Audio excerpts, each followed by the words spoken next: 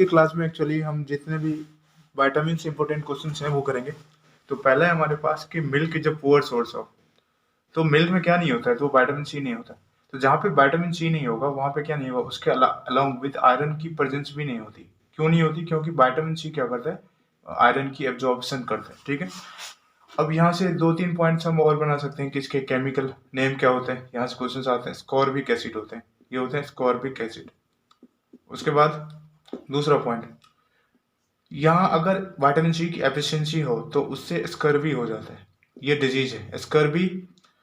Scurvy means जो bleeding of gum है, तो ये चीज जो है इससे डेफिशिएंसी से ये डिजीज हो जाते हैं। ठीक है, और यहाँ से मिलते कहाँ चाहिए, अगर इसके सोर्स की बात करो तो ये सिट्रस फ्रूट, सिट्रस फ्रूट। ठीक है, तो यहाँ से ये हमें ऑब्टेंड होते हैं। उसके बाद अब दूसरी बात की जाए कि दूसरा ये जो प्रोटीन है, प्रोटीन के बारे में बात की जाए तो प्रोटीन में carbon, hydrogen, nitrogen and oxygen, ये इसके कॉन्स्टिट्यूएंट होते हैं, जिसमें नाइट्रोजन काफ़ी एसेंशियल है। सबसे एसेंशियल जो है इसमें नाइट्रोजन है इसके फॉर्मेशन में। उसके बाद द नेक्स्ट वन इज कि टोटल जो हमारी 15% है total body, 15% of total body वो सिर्फ और सिर्फ क्या होती है, प्रोटीन होती है। ठीक है, लेकिन ये एक्चुअली जो ग्रोथ होती है, फिजिकल ग्रोथ होती है, उसमें हेल्प करती है। ठीक है, टोटल 20 टाइप्स होते हैं प्रोटीन की, और उसमें से 20 टाइप्स में से जो 12 है वो तो बॉडी खुद सिंथेसाइज करती है, and the rest 8 of proteins, type of proteins, वो आपको इनटेक करना पड़ेगा बाहर से, जो फूड से हम लेते हैं। ठीक है, और यही जो 8 है यही एसेंशियल एमिनो एसिड भी बोलते हैं। तो ये पॉइंट्स आप ध्यान में रखोगे। ठीक है, अब कैल्शियम की बात करें तो कैल्शियम जनरली आप डेली 1.2 ग्राम जो है वो ले सकते हो, ये मिनरल्स में आता है, मिनरल्स के कैटेगरी में आता है। और दूसरी चीज़, जो ब्लड क्लॉटिंग में भी ये हेल्प करता है, it also help in blood clotting. And blood clotting means clotting, जैसे coagulation of blood, coagulation of blood, इसमें भी हेल्प करती है विद विटामिन के।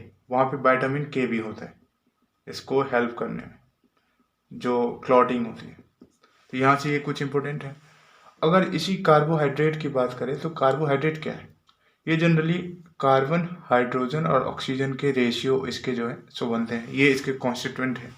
और ये जो रेशियो होता है ये 1:2:1 होता है। ठीक है, जनरली आपको जो 50% से 70% जो आप एनर्जी आपको मिलता है वो यहीं से बॉडी में। ठीक है, ये रेंज होता है। दूसरी चीज़ है, जनरली कहाँ से मिलता है, स्टार्च,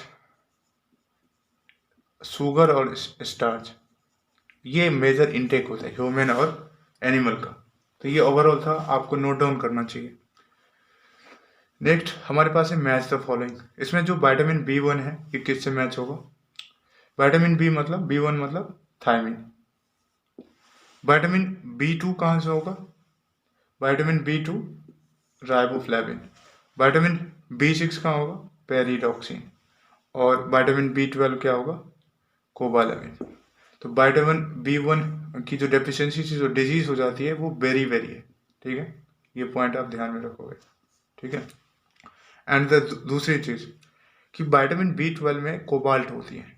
ठीक है, ये पॉइंट याद रखना, एक ही ऐसा विटामिन है जिसमें कोई मेटल है और वो कोबाल्ट है। ठीक है, अब नेक्स्ट क्वेश्चन हमारे पास है कि कौन सा नेचुरल सोर्स जो है विटामिन ए का नहीं है, वो मिल्क नहीं है। बाकी जो तीनों सोर्स हैं, मैंगो, पापाया, कैरेट, ये सभी में विटामिन ए की प्रेजेंस होती है।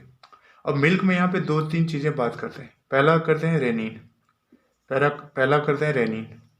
रेनिन क्या करता है, रेनिन हमारे बॉडी में एक एंजाइम्स होते हैं which helps in digestion process, which helps in the digestion of the milk. दूसरा एक एंजाइम्स होता है casein, casein, casein actually it present in the milk, जो वाइट अपीयरेंस होता है मिल्क का due to the presence of casein enzymes. ठीक है, इस पॉइंट को आप ध्यान में रखोगे। और क्या चीज़ मिल्क के बारे में हम जान सकते हैं कि मिल्क में विटामिन सी नहीं होते, विटामिन सी नहीं होते, lack of vitamin C as well as iron, iron की भी प्रेजेंस नहीं होती मिल्क में, और ना ही विटामिन सी के। केमिकल नेम क्या है, विटामिन डी की बात करें तो विटामिन डी की जो केमिकल नेम है वो क्या है, वो है कैल्सीफिरॉल, कैल्सीफिरॉल। स्कॉर्बिक एसिड किसका है केमिकल नेम? स्कॉर्बिक एसिड है विटामिन सी के, विटामिन सी का केमिकल नेम है।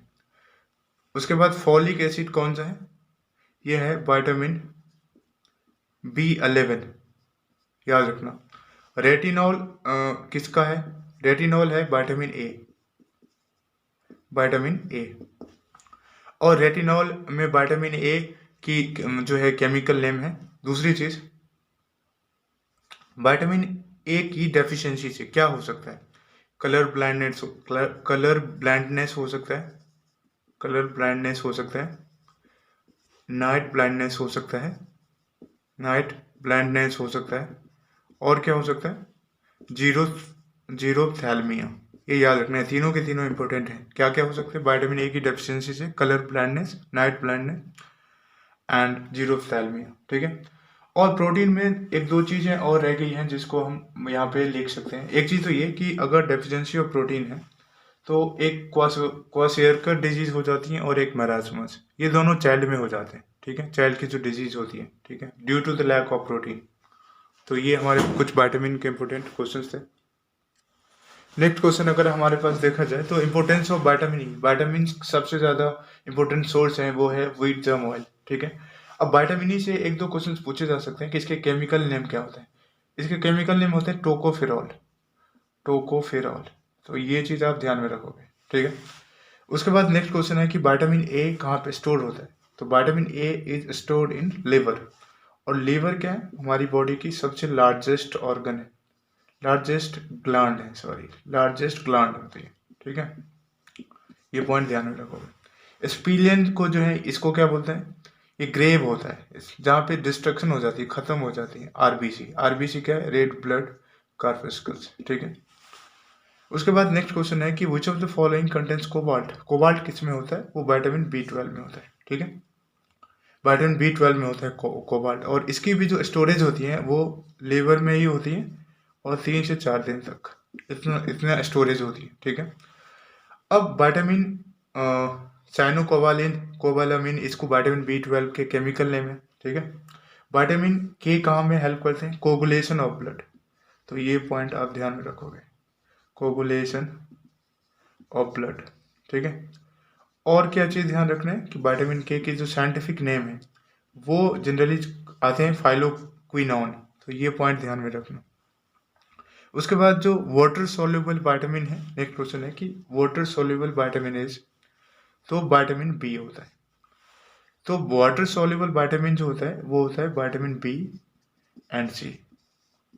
और जो फैट सोल्यूबल होता है, जो फैट सोल्यूबल होता है वो फैट सोल्यूबल विटामिन है विटामिन के, विटामिन की E, vitamin D and vitamin A. तो ये पॉइंट याद रखना, काफ़ी इंपॉर्टेंट है, इसी पे काफ़ी क्वेश्चंस पूछे गए।